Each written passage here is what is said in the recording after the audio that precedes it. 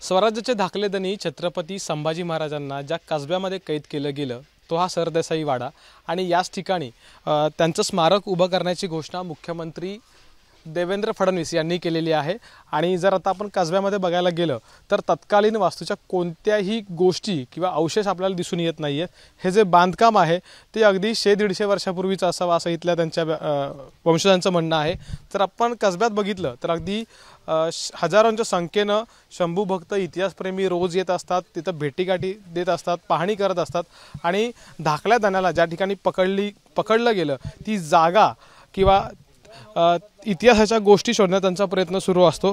आता मी सरदेसाई यांचे वंशज जे आहेत त्यांच्याशी बोलण्याचा प्रयत्न करणार आहे, कारण की सरकारने घेतलेला हा निर्णय आणि त्यावरती त्यांचं म्हणणं नेमकं काय आहे, इथं स्मारक उभं करत असताना कोणत्या गोष्टी पाळल्या गेल्या पाहिजेत अशी त्यांची अपेक्षा आहे, याबाबत सविस्तर मी त्यांच्याशी बोलणार आहे। तुम्ही सरदेसाईंचे वंशज आहात, साधारणपणे तुमच्या म्हणण्यानुसार 11व्या शतकापासून तुम्ही इथे आहात, सरदेसाई इथे राहतात। सरकारने केलेली घोषणा आणि त्यावरची तुमची प्रतिक्रिया काय? मुळात रत्नागिरी जिल्ह्यामध्ये शिवाजी महाराज छत्रपती संभाजी महाराजांचा पुतळा मी पुढाकार घेऊन स्वतः बसवलेला आहे। सरकारने ह्याच्यामध्ये दखल घेतलेली नव्हती किंवा कुठल्याही सरकारने आम्हाला 5 रुपये सुद्धा मदत केलेली नाही। तिथे पुतळा सगळ्या मित्रांनी मिळून 8 मित्रांनी मिळून 80,000चा पुतळा ऑलरेडी बसवून झालेला होता। त्याला जागा माझी दिलेली आहे, स्मारकाला जागा माझी आहे।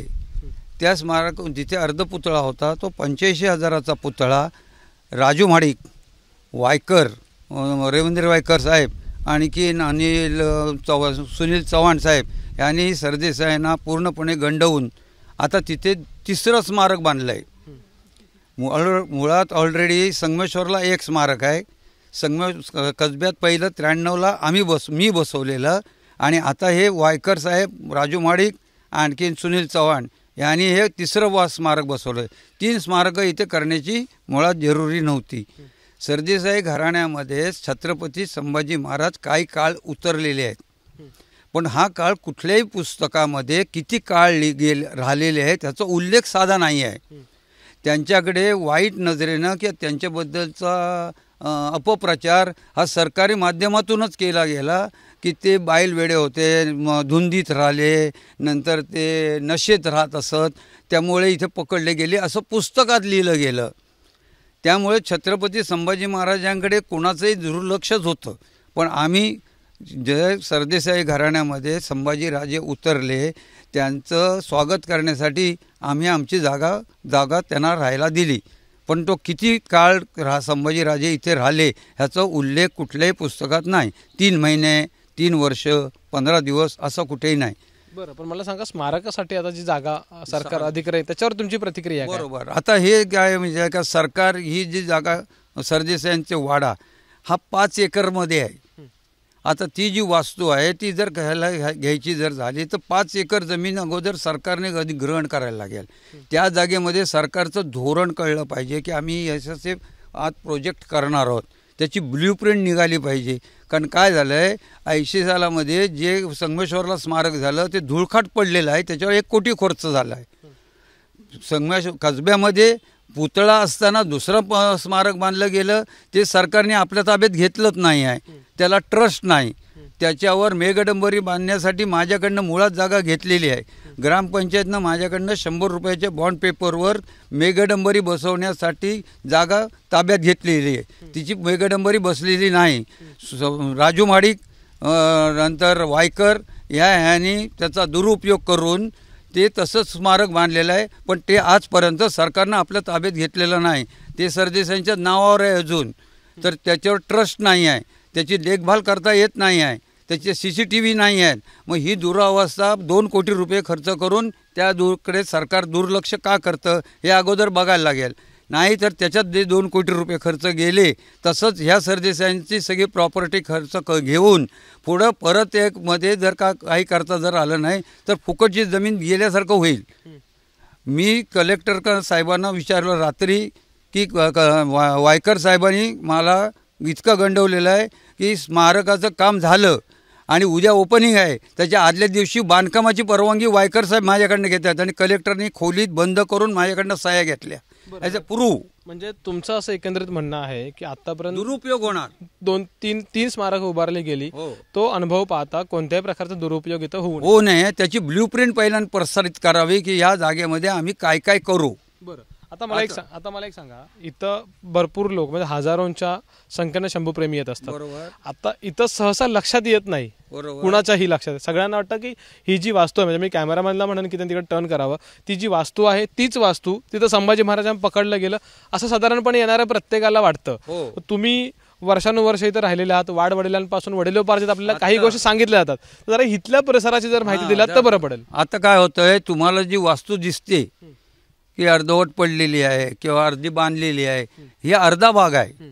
आणि जिथे आता मुलाखत माझी घेत आहे तो भाग निम्मा इकडचा आहे, तो पडीक आहे. हा कुठल्याही पर्यटकाला माहीत नाही आहे की हा चौसोपी वाडा होता. पण त्यावेळेला हा औरंगजेबच्या माणसाने ह्यांना पकडून नेलं. त्या गणोजी शिर्के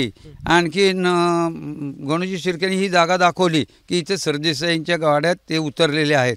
त्यावेळेला हा पूर्ण वाडा जाळला गेला. आत्ता तुम्ही जे उभे आहात ते पडलेल्या चौतऱ्यावर उभे आहात.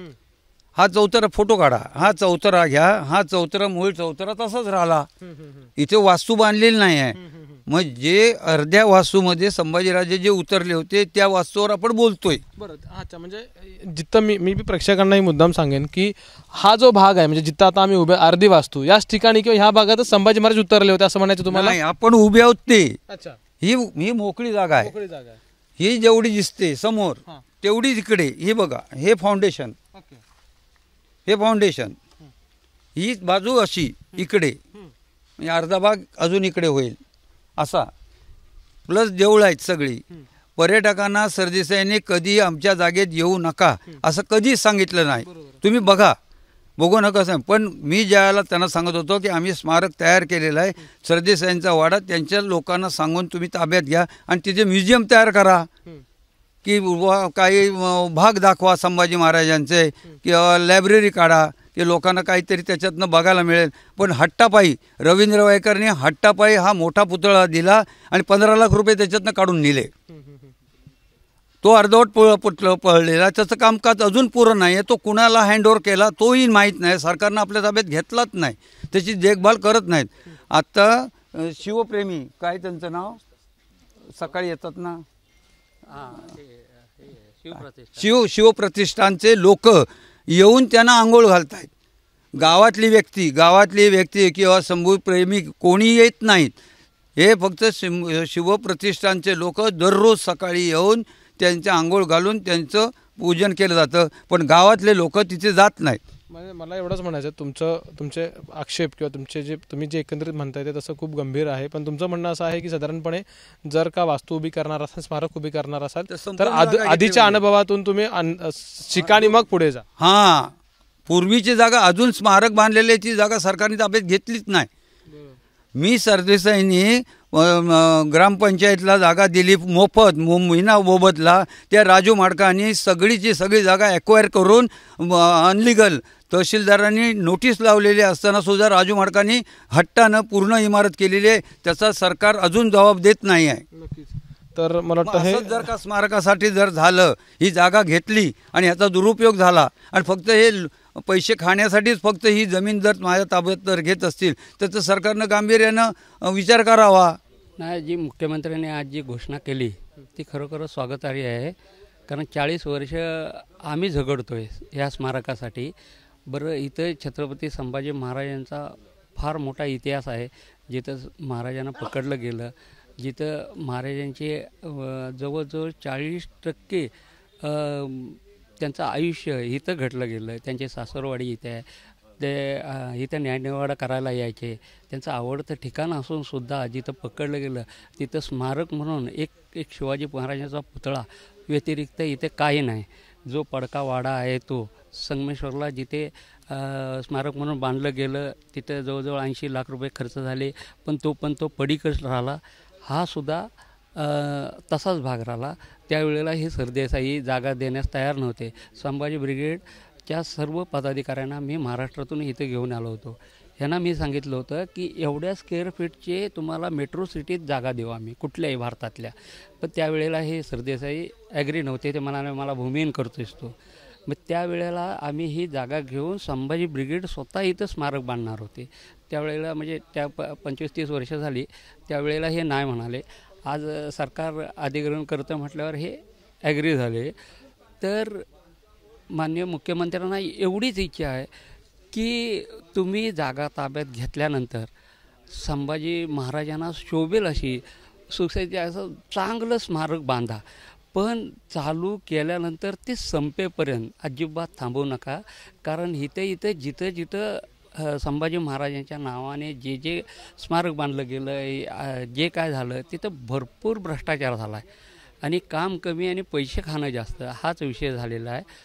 तरी ज्या वेळेला स्मारकाचं काम चालू झालं की ते संपेपर्यंत थांबवू नका, ही एक आमची शंभूप्रेमींची इच्छा. दुसरं जसं हे सरदेसाई म्हणाले की गणोजी शिर्केंनी ही जागा दाखवली. कसा इथं न्यायनिवाडा चालू होता. महाराज जिथं कसब्यात राहायचे तिथे जे स्वराज्याचे मालक होते त्यांचं इथं चांगलं म्हणजे राजवाडा होता. हे त्यावेळेला म्हणजे ह्याच्यात सुद्धा आहेत. गणोजी शिर्केंनी दाखवलं, त्यांना पकडून दिलं. ह्याच्यात इतिहासात कुठेही पुरावा नाही. जे 2 वर्षापूर्वी आपल्या पुरातन विभागाने त्यांनी तसा निर्वाळा दिला आहे. तो कसा वादाचा विषय आहे, कोणी पकडून दिला हा, त्याच्यात न जाता आपल्याला सुसज्ज आणि छान स्मारक व्हावे हे एक. आणि जसं सरदेसाई मगाशी म्हणाले की इतिहासात की संभाजी महाराजांना बैलवेडं किंवा अजून म्हटलं गेलं, इतिहासात कुणी म्हटलेलं नाही. ज्यांच्या शिवाजी महाराजांनी ज्यांना शासन केलं की कुलकर्णींना हत्तीच्या पायाखाली दिलं, ती 150 वर्षानंतर त्यांच्या पंतूने ती बकरलेली गेली. ते थोडी चांगलं लिहिणार आहे संभाजी महाराजांबद्दल. स्मारकावरची स्मारक सुसज्ज आणि चांगलं व्हावं. जेव्हा सुरुवात होईल ते संपेपर्यंत ती काम थांबता कामा नये आणि संभाजी महाराजांना शोभेल अशी एक छान वास्तू उभी राहावी, हीच आमची शंभूप्रेमींची इच्छा. तर एकंदरीत स्वाभाविकपणे हे जे प्रश्न आहेत ते महत्त्वाचे आहेत आणि गंभीर आहेत. म्हणजे एकंदरीत सरदेसाई यांच्या वंशजांच्या म्हणण्यानुसार जागा घेण्यास किंवा स्मारक उभारण्यास विरोध नाही आहे. पण आधी ज्या ठिकाणी 3 स्मारकं उभी केली गेलेली आहेत त्यांची दुरावस्था किंवा त्या ठिकाणी झालेला सर्व कारभार पाहता मागच्या चुकांमधून काहीतरी शिकावं आणि त्यानंतर या ठिकाणी ठोस निर्णय घ्यावा अशी मागणी सध्या त्यांच्याकडून केली गेलेली आहे. कॅमेरामॅन महबूब शेखसह अमोल मोरे, एबीपी माझा, कसबा, रत्नागिरी. एबीपी माझा, उघडा डोळे बघा नीट.